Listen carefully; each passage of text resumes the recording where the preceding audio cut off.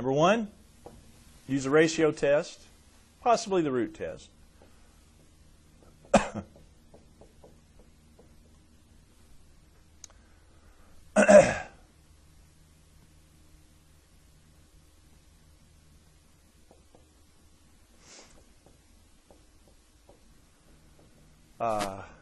And you can probably guess maybe where the root test would be a good one. You've got the power to a power, variable to a variable power. But anyway, an n to an n sort of scenario. But anyway, okay. Use a ratio test to find that interval.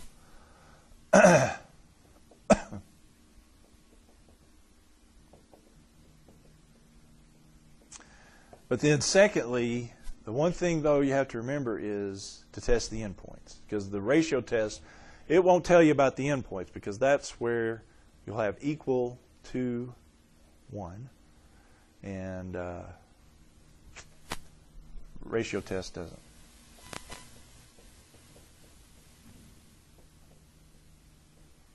Test each endpoint separately for convergence.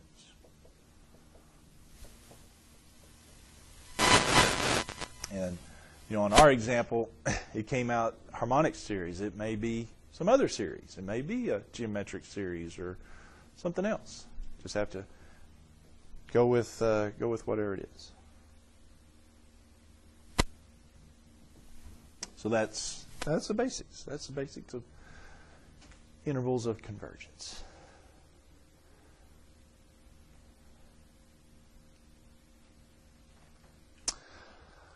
At this point, I do like to mention a couple of things. Probably they're obvious things, but make sure you've got a couple of things on solving absolute value equations.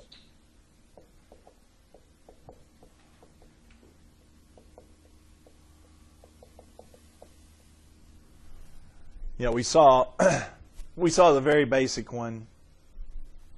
X is absolute value of x is less than 1.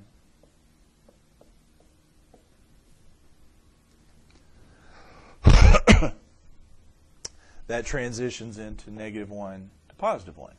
What happens if I have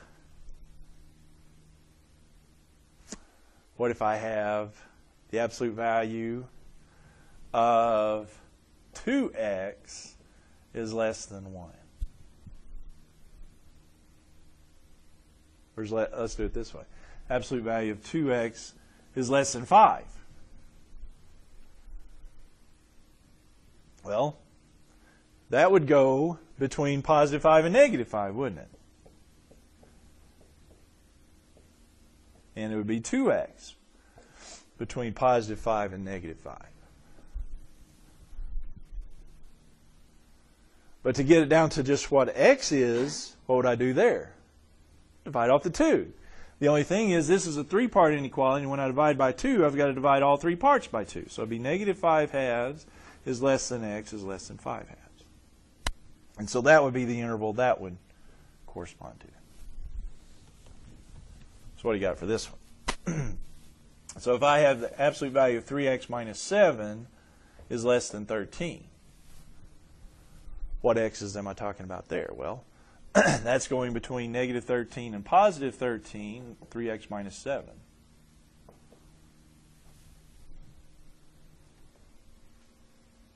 So just solve that. Add 7, all 3 parts. -6 is less than 3x, less than 20. Divide by 3, all 3 parts. And so that's -2 is less than x is less than 20/3. And so that, again, is part of the number line between -2 and +20/3. That's how you do those. One other one. What would you do if, this will happen, probably,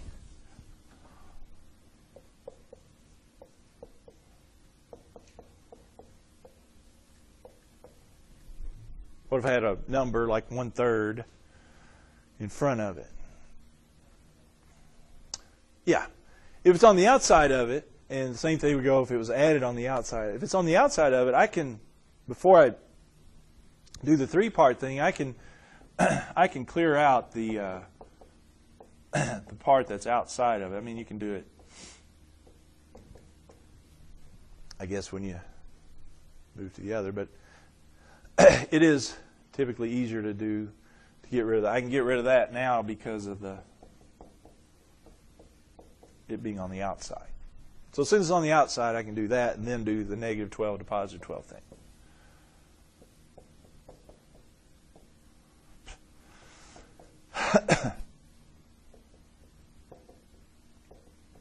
Negative 17 to positive 7. Okay, I wanted to mention those beforehand. All right, so let's do another one. Got time?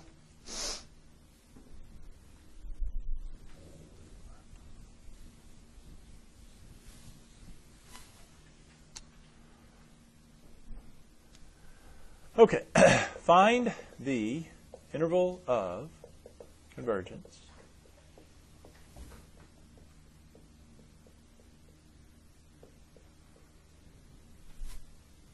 for sum n equals 1 to infinity, negative 1 to the n minus 1, x to the 2n minus 1 over 2n minus 1.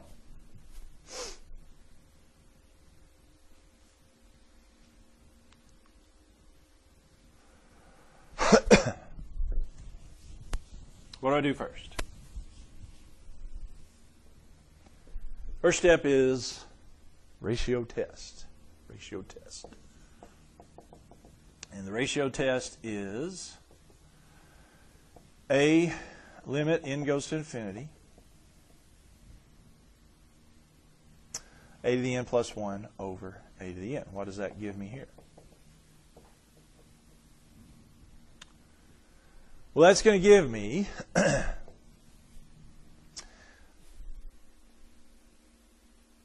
since I'm doing the absolute value, I'm not even going to try to mess with the negative alternating part of this, because that's going to go away because I'm doing the absolute value.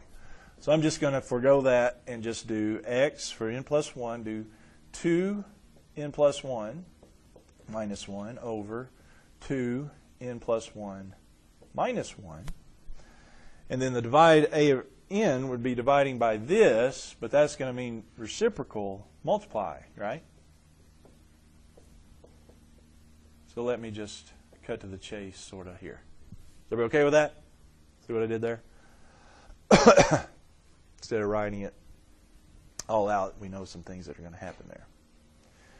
Okay, so let's see what happens. That's going to give me the limit as n goes to infinity, x to the 2n plus 2 minus 1 over 2n plus 2 minus 1, and then 2n minus 1 over x to the 2n minus 1. Well, also kind of a deal that we always do is get the x's to one side of it and the n's to the other side of it. So here's what I'm going to do.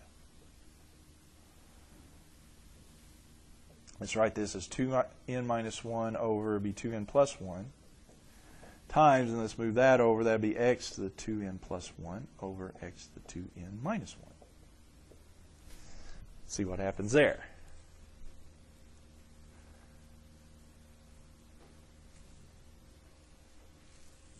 Well, this winds up being, let's work on this a bit. What happens there? Well, something a little different happens there.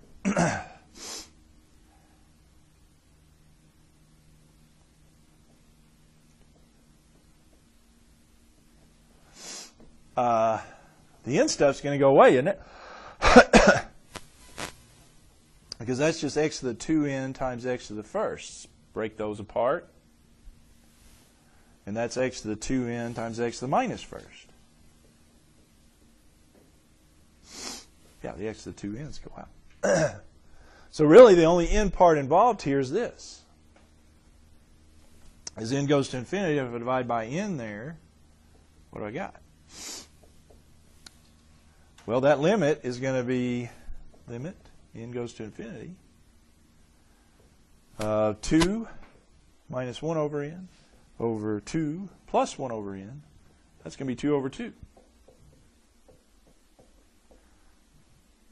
Now let's go ahead and talk about the x. What happens to the x here? Well, x to the minus 1 is on the bottom, x to the positive 1. So what does this simplify? What is that going to become? X squared. So this limit, 2, is going to be the absolute value of 2 over 2 times x squared, which is just the absolute value of x squared.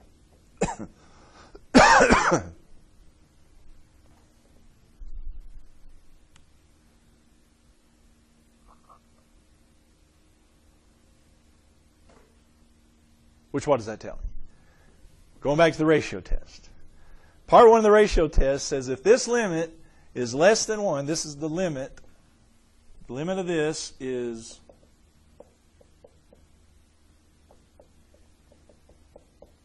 x squared absolute value. Oh, which, by the way, I am talking real values here. So what would that mean here? Absolute values are not necessary here. When I've got x squared and I'm talking real numbers, the absolute values are not necessary. So that's just x squared. So that limit is just x squared. Which by the ratio test says if this is less than 1, then the series is absolutely convergent.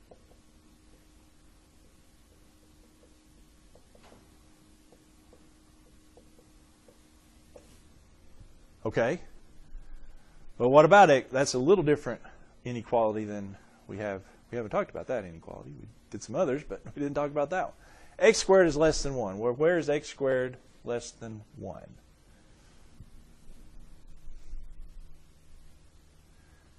About the same as before, isn't it? You square an x and want it less than 1, where does that happen?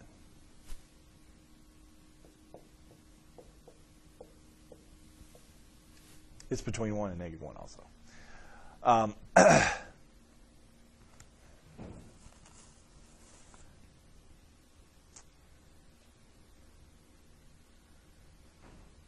That's just where it happens, okay? X squared is less than 1 between negative 1 and positive 1 again. So we wind up with basically the same interval. However, the ratio test is inconclusive at where? X squared equals 1. So what do I have to do? I have to test separately then these solutions to this.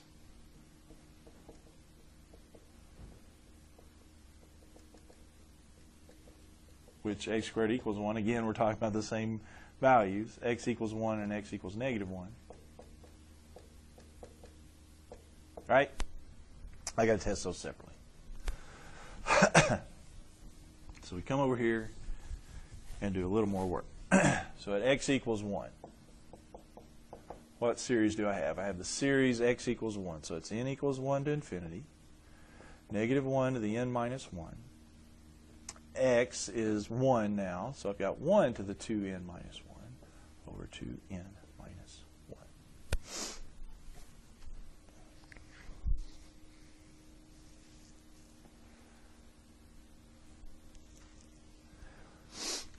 What do you want to do with that? Well, 1 to the 2n minus 1 is just 1. All right? 1 to anything is 1. So this is just the series n equals 1 to infinity of negative 1 to the n minus 1 times 1 over 2n minus 1.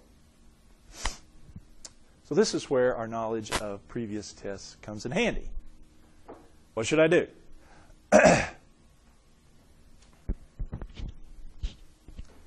What test do you want to do? This will help you on your test. How would I test that series? What test? Well, it's an alternating Series? Maybe. Alternating series test? Okay. Let's try the old AST. All right, for the AST, we're looking at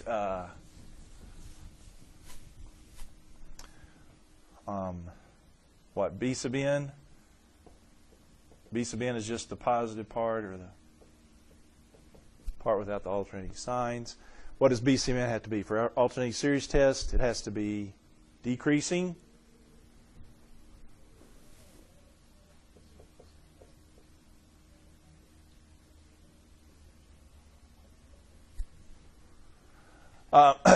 And one point I'd like to make here, yeah, if you look at y equals 1 over 2x minus 1, and you can see that if you graph that, and you can see that's decreasing out there as in x goes to infinity. I'm okay. Just tell me, just show me the graph here. Let's see if that would explain it, because that was not an easy one to see.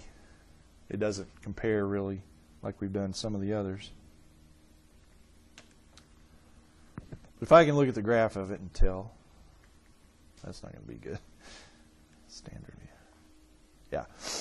This, it looks like this. Yeah, you can see as x goes out to infinity, yeah, this piece, that's decreasing. You can tell there. Okay. I mean, there's more direct or technical ways of doing it, but without getting to a lot of trouble there. You can look at the graph and tell it's decreasing. I'm okay with that. All right, then what's the second part? Second part is the limit of the b sub n's. It's got to equal 0. Well, that's going to be an easy one, isn't it? Divide by n.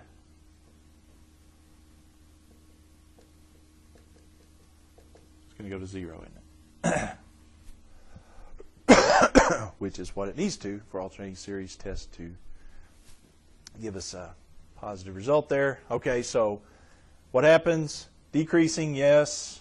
This graph seems to indicate it's decreasing. The limit of b sub n is 0, so what does that tell me? By alternating series test, this converges. So again, it's convergent at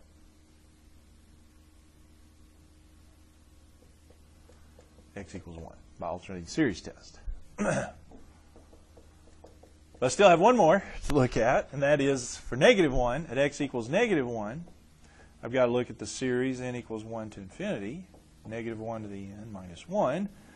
Then I have to do negative 1 to the 2n minus 1 over 2n. Yeah, plug in.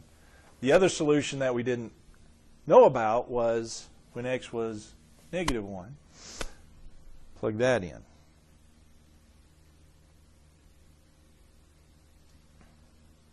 Well,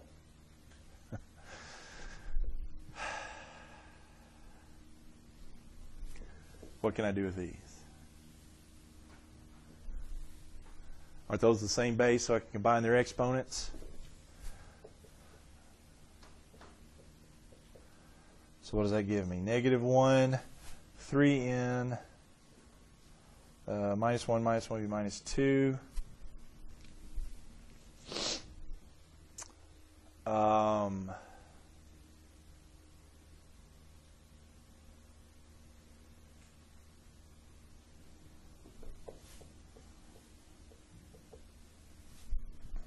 Tell anything about that?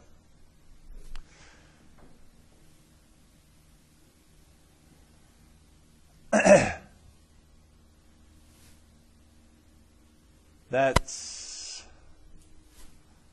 going to do what?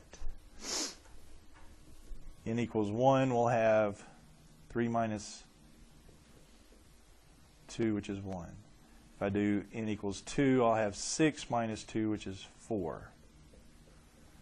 When I have n equals 3, I'll have 9 minus 2, which is 7. That's going to alternate. As far as those powers between odd and even, that's just going to be alternating.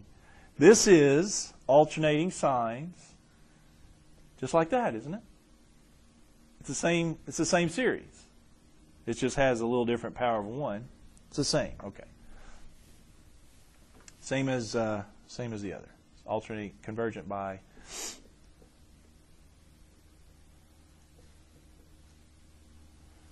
converges by alternating series test. Don't have to go through all that again. Okay? So what does this tell me? Well, from the ratio test, I got it converges for -1 to +1. Then by the endpoint test here, it also converges for x equals 1 and x equals -1. So by step 1, it converges between -1 and +1. And then by checking the endpoints, I got it also converging at the +1 and -1. So where is this convergent? Everything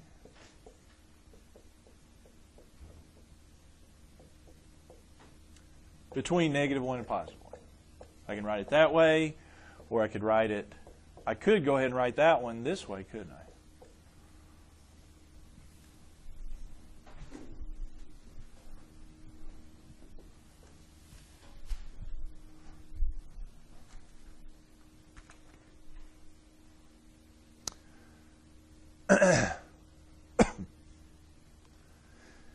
And again, this little notation too, because of the way it's made here, also would give me, what would you say the radius of convergence is?